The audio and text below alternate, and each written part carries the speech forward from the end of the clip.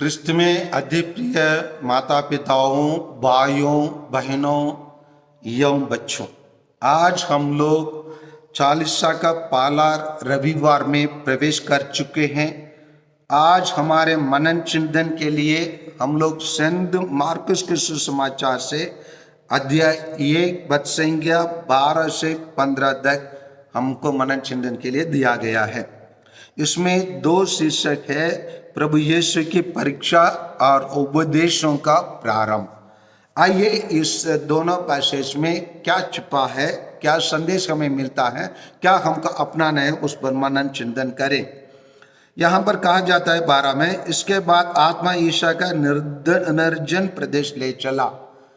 ईश्वर की आत्मा हमेशा हमारे साथ यात्रा करती है, हमें अगुवाई करता है और हमें किस काम करना है, किस काम नहीं करना है, उसी को हमको ज्ञान बुद्धि देता है।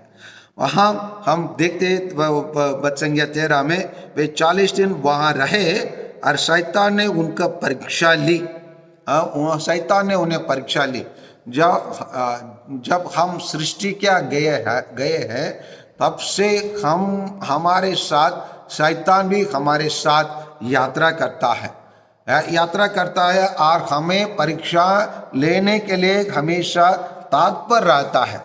इसी को हम सेंट पेट्रुस का पहला पत्र अध्याय 5:8 में हम पढ़ते हैं, आप स्वयं रखें और जागते रहें, आपके शत्रु शैतान दहाड़ते हुए सिंह की तरह विचारता है और ढूंढता रहता है कि किसे फाड़ खाएं। तो इसीलिए शैतान हमारे से सक्रिय रहता है और शैतान हमको कभी नहीं छोड़ता है।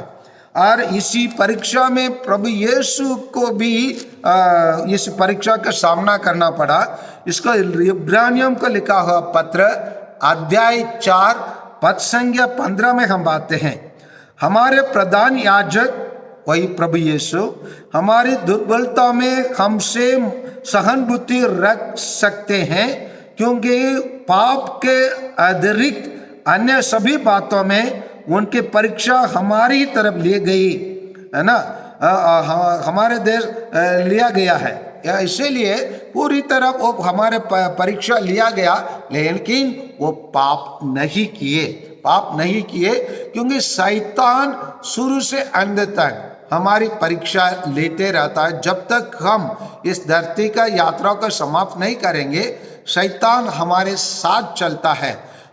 कभी कभी सोचते हैं हम लोग थोड़े से प्रार्थना कर देंगे और थोड़े से हम लोग मिसा बलिदान में भाग ले लेंगे, हफ्ता में एक बार, महीने में एक बार, उतना काफ़ी है हमारा आध्यात्मिक जीवन बताने के लिए। उतना काफ़ी नहीं है। जैसे हम लोग लंबे समय हमको मोबाइल का यूज़ करना है, हम लंबे समय मोबाइल का चार्ज करवाते, उसी प्रकार हमको लंबे समय हम लोग प्रार्थना भी करने की आवश्यकता है। प्रार्थना नहीं करेंगे तो शैतान जो 24 घंटा सक्रिय रहता है, हम लोग पार्ट टाइम काम कर नहीं सकते। हम ईसाई के जीवन में हमको पूर्ण रूप से फुल टाइम का काम करना है और उसी के लिए हमको इसी प्रकार का परीक्षा के सामना करना है। प्रभु यीशु उस परीक्षा को सामना किए और सामना करने के बाद यहाँ हम लोग पढ़ते हैं 13 में, वे पहनेलू पशुओं के साथ रहते थे और स्वर्गदूत उनका सेवी परिचर्या करते थे।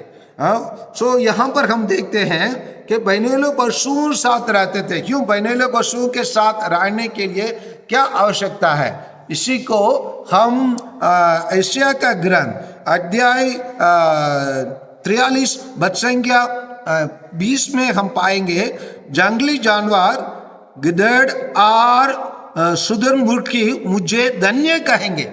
इन लोग भी, इस जानवर सब ईश्वर को धन्य करने के लिए किस प्रकार वो अपने जीवन जीने वाला है और जी रहा है, उसको देखकर न केवल मनुष्य परंतु जंगली जानवर गिदड़ और सुदूर मूर्ख मुझे धन्य कहेंगे कहा जाता है। इसके अलावा हम स्तोत्र ग्रंथ में हम देखेंगे तो अध्याय 92 और उसमें 11 में देखेंगे तो तूने मुझे जंगली बैसन जैसा बल प्रदान किया। एक टेम्पटेशन के द्वारा, एक परीक्षा के द्वारा ईश्वर ने उसके लिए बैल जैसे, जंगली बैसा जैसे बल प्रदान किया। प्रदान जंगल जैसे शक्ति पाने के लिए वो उसी परीक्षा को सामना करने के लिए वो जंगल जाना पड़ा। और भी हम लोग 91 में हम देखते हैं, 91:13 में देखते हैं, तुम सिंह और सांप को खुजलेंगे, तुम बाघ और अजगर को पैरों तले रोन देंगे। और रोन कर इसी प्रकार जो शक्तियां ये प्रभु यीशु को परीक्षा लेने वाले उन सभी शक्तियों को नष्ट करने के लिए, सामना करके नष्ट करने के लिए वो बहनेलू बसुओं के साथ रहते थे कहा जाता है। बहनेलू बसुओं के साथ रहते थे और उनको स्वर्गदूत उनकी सेवा परिचय करते थे, उनके सेवा परिचय करते थे। उन लोग स्वर्गदूत, हम कहीं भी जाएंगे वहाँ स्वर्गदूत भी हमारे साथ चलते हैं, हमारे रक्षा करते हैं। कैसा हमारे स्वर्गदूत हमारे साथ रहता है, हमारे परीक्षा से और परेशानियों से हमको कैसे रक्षा करता है। इन बातों का एक वास्तविक घटना जो मेरे जीवन में हुआ था उसको मैं बताने के लिए मैं कोशिश कर रहा हूँ। कभी कभी सोचते हैं फादर ये सबको क्यों बता रहे, क्योंकि परीक्षा आता है तो कैसे हम सामना करना है। कुछ वास्तविक घटना होता है तो लोग उस पर विश्वास करेंगे और समझेंगे हमको भी अपने जीवन में उसी प्रकार घटना को पार करना है। वर्ष 1993 और 94 में मैं MSW कर रहा था।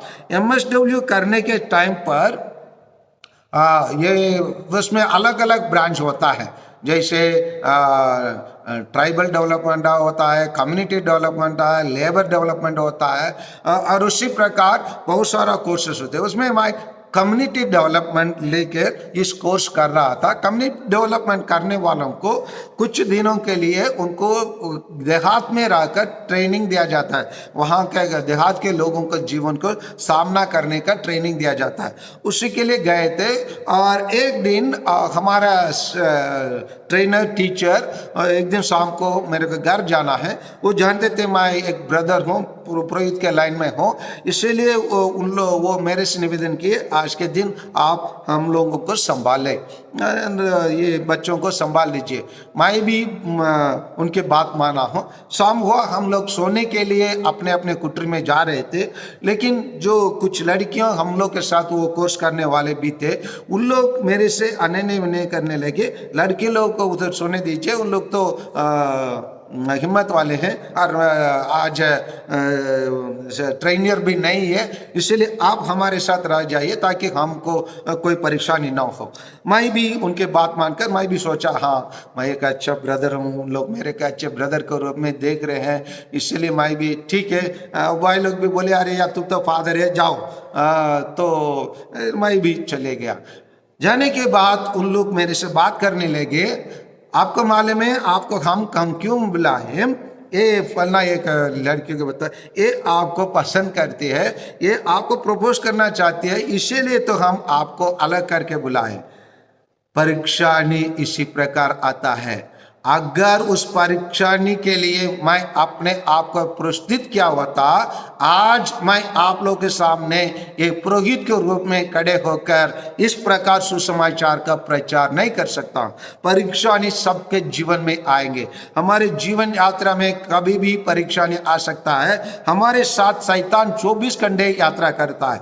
उदाहरण के लिए हम लोग ट्रेन में यात्रा करते हैं, हम लोग ट्रेन में चलते हैं। जब हम ट्रेन में यात्रा करके जाने के टाइम पर हम अपना बर्थ को ग्रहण कर लेते हैं। ग्रहण करने के बाद अपने सामान को हम अपना बर्थ के नीचे लगाते हैं। हम लोग में कुछ लोगों का आदत होता है, हम अपने सामान को हम लोग एक जंजीर लेकर एक ताला लगाकर उसको बांधते हैं।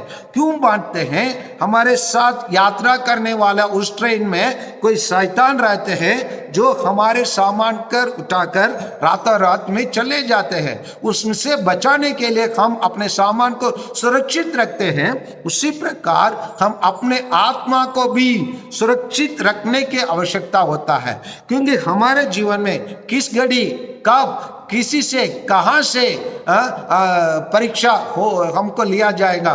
जैसे मैंने आप लोग को उसका उदाहरण बताया, कभी भी कहीं से भी किसी से भी हम सबों को परीक्षा लिया जाएगा। हम परीक्षा को कैसे सामना करना है? बिल्कुल प्रभु यीशु के समान। प्रभु यीशु हम देखते हैं, हम पहले हम वो बपतिस्मा ग्रहण करते हैं। बपतिस्मा ग्रहण करना क्या है? एक प्रकार इस मिलिट्री ट्रेनिंग के जाने वाले पहले परीक्षा बहुत सारा परीक्षा लिखना पड़ता है। परीक्षा में पास होने के बाद उसको प्रवेश दिया जाता है।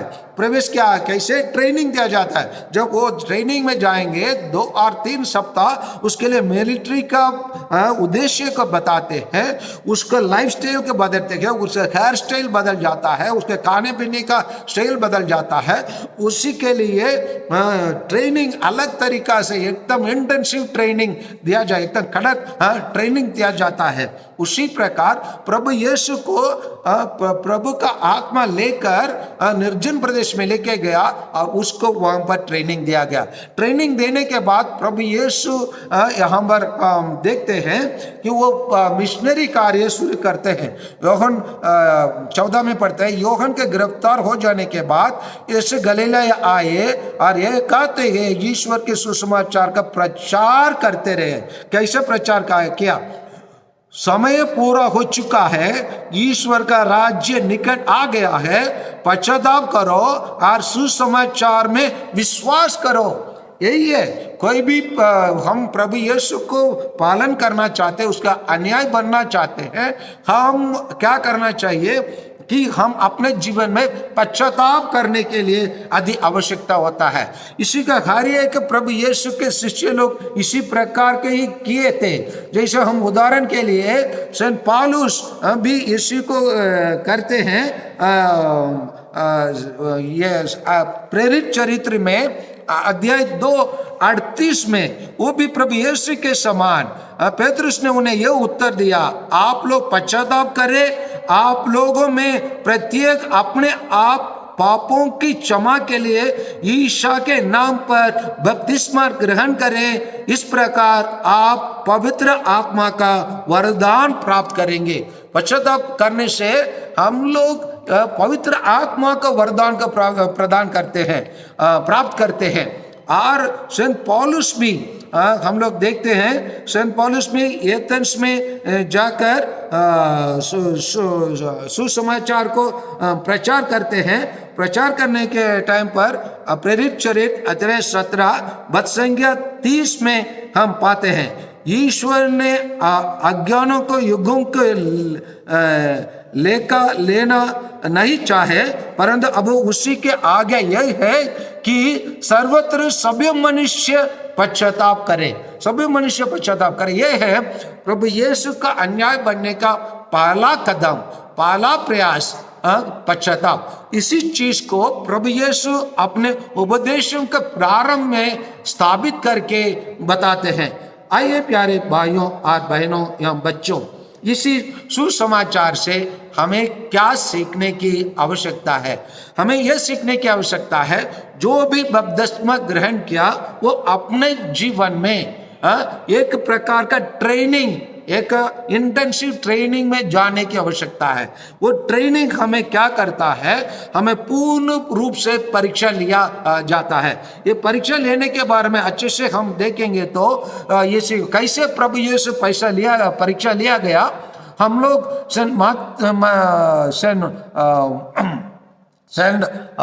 मत्ती के सुसमाचार अध्याय 4 और बदसंख्या 1 से 11 की इसके पा सकते हैं। और सेंट लूकस की सुसमाचार अध्याय 4 बदसंख्या 1 से 13 में भी किसी प्रकार किस चीजों पर, कैसे आध्यात्मिक चीजों पर, संसारिक की चीजों पर, प्रलोभन की चीजों पर किस प्रकार प्रभु यीशु परीक्षा लिया गया, किस प्रकार प्रभु यीशु बाइबल के वचनों के द्वारा, बाइबल को जानने के द्वारा, बाइबल के ज्ञान उसके पास होने के द्वारा उस शैतान के हर परीक्षा को वो सामना कर पाए। इसीलिए हम लोग भी अपने जीवन के बाइबल की जानकारी होना है और इसी परीक्षा को सामना करके आना है। जिस प्रकार मैं अपने जीवन में उस परीक्षा का सामना करके आने के कारण आज हम लोग आप लोग के बीच में खड़े होकर इस हिम्मत के साथ प्रभु यीशु को वाणी को मैं प्रतिदिन उपदेश के रूप में आप लोगों के समक्ष रखता हूं,